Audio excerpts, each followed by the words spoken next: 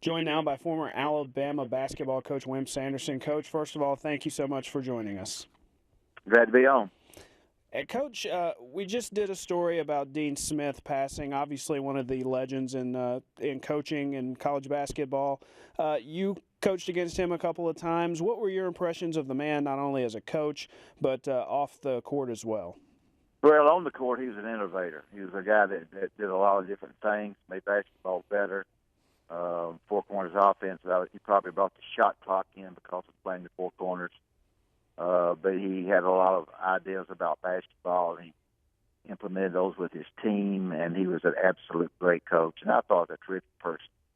I had some contests with him, and we were fortunate enough to win one, I can lose one, but he was, I think, a terrific man, and he's been sick for some time, and I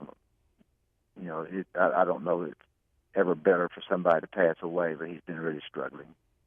Yeah, and coaches like Coach Dean Smith and right now Coach Krzyzewski at Duke, are these guys who just, I mean, obviously Coach Knight was the same way, and guys who are just kind of, one of them gets the lead in the all-time wins, and then the other one passes them.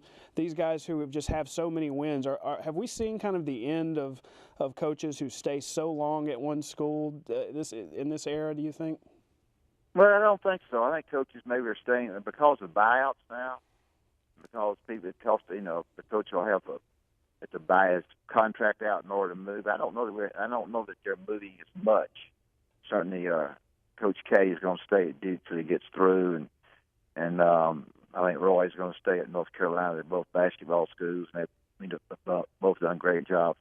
Jim Boeheim at Syracuse will stay, but these guys, of course, will stay till they finish up. There may be some other coaches around who try to get a better job, more money, and so forth. But I don't know that coaches in basketball the good coaches will be moving as much because their buyout is pretty high. And obviously, when you were at Alabama, the Alabama basketball program was really ultimately, when you look back, has been a peak, and especially in the last 20 years or so. What can this program do to kind of get back to that height that they were in the Plaid Palace days and those teams that you had? Well, I think the first thing that you have to do is be sure that you're recruiting the right people as far as ability and character too, but the right people, and that you've got a recruiting staff that gets out, sees the coaches, becomes one of the coaches in the high school, and especially in Alabama for the ones that are there, the prospects that are there.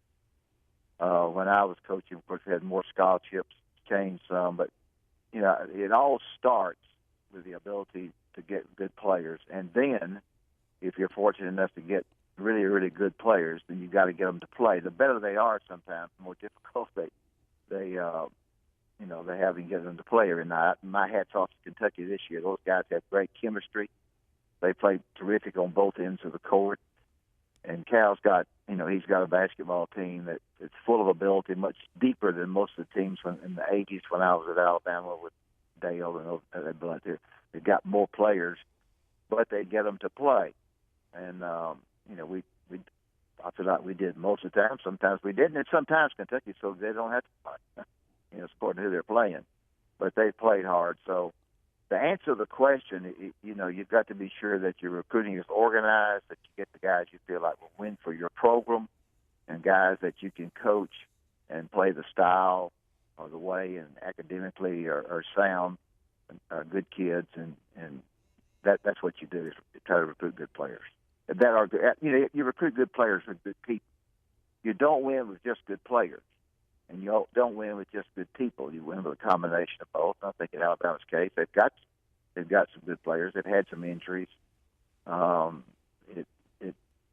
We'll just see as the season goes along. It has been a tough year for Alabama.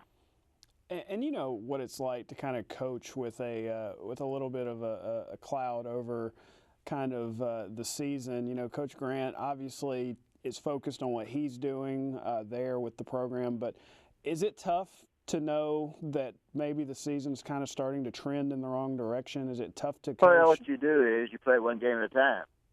and you try to get your basketball team as good as possible for that particular game. You've got injuries, you've got to adjust and play the guys that you have. Sometimes the injuries, just overcome you and overcome your ability to have a chance to win. But if you get them as well as you possibly can, but you play one game at a time, and then if you win or lose that basketball game, you turn the page and go to the next.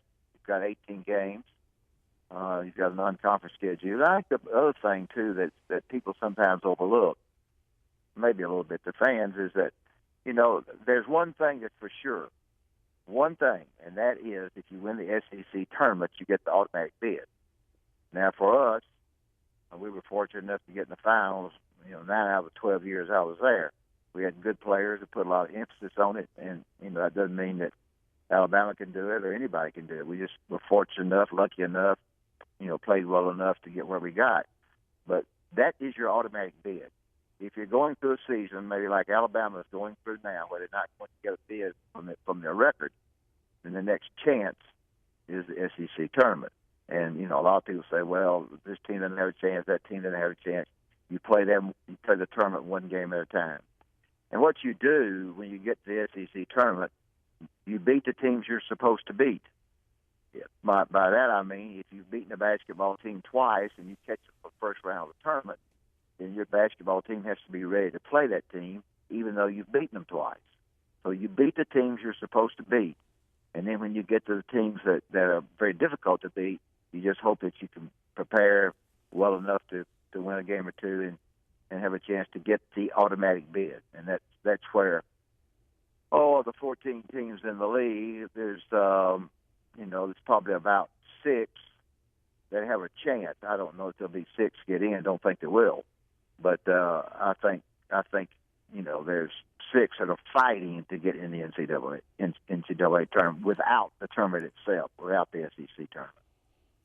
And do you think, at this point in the year, it's hard to answer, but is this a kind of a year that's, I think when we went into the season, everyone kind of said this is a critical year for Coach Grant as far as getting into the tournament, and you hear the term saving his job. I hate to use that term. Well, I don't really think that. I don't know that. I don't know anything about that. I'm not privileged enough to know anything about what's going on behind the scenes. I have no idea.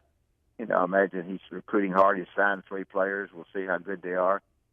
I have no idea about that kind of stuff. I couldn't comment on it because I'd be saying something, just guessing. Hopefully he can keep his job and get his basketball team a little bit better than they are now. But I have no idea about whether there's any pressure from the inside or anything about that.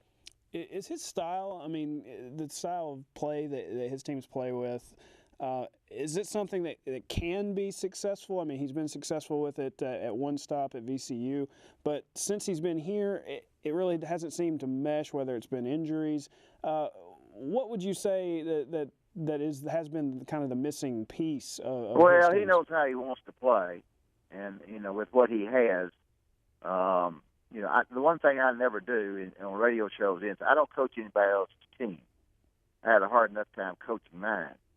So I don't really coach anybody else's team. Naturally, this year, because they're a little bit underskilled in the post area, they're probably shooting a lot of threes.